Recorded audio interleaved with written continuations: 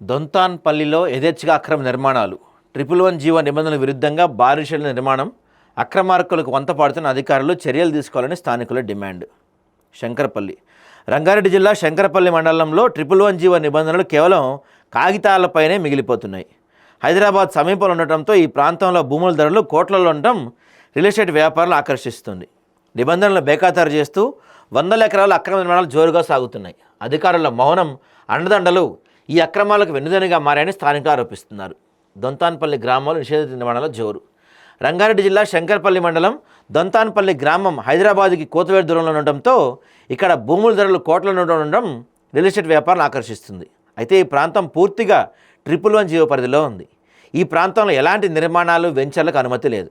అయినప్పటికీ హైదరాబాద్ మెయిన్ రోడ్లో అక్రమ రేకుల షెడ్ల నిర్మాణాలు శరవేగంగా కొనసాగుతున్నాయి. ఈ కార్యకలాపాలు పంచాయతీ అధికారుల ఆమోదంతోనే సాగుతున్నాయని స్థానికులు అనుమానిస్తున్నారు. ఇంత భారీ నిర్మాణాలు జరుగుతుంటే అధికారులకు కనిపించలేదని వారు ప్రశ్నిస్తున్నారు. 111 జీవోకు విరుద్ధంగా నిర్మించిన ఈ కట్టడాలను వెంటనే కూల్చేయాలని కూడా డిమాండ్ చేస్తున్నారు. 100% ఈ నియమాలు ఇప్పుడు పేదలకే ఉంటాయి. 111 జీవో నిబంధనలు కేవలం సామాన్యులకు, పేదలకు మాత్రమే వర్తిస్తాయని, రియల్ ఎస్టేట్ వ్యాపారులకు మినహాయింపు పొందడం పరిస్థితి కనిపిస్తుంది. పేదలు చిన్న ఇల్లు కట్టుకోవాలన్నా నిబంధనల పేరుతో ఆపేస్తారు. కానీ కోట్ల రూపాయలు పెట్టుబడి పెట్టి రియల్ ఎస్టేట్ వ్యాపారులకు ఎలాంటి అడ్డంకులు లేవని స్థానికులు ఆగ్రహం వ్యక్తం చేస్తున్నారు.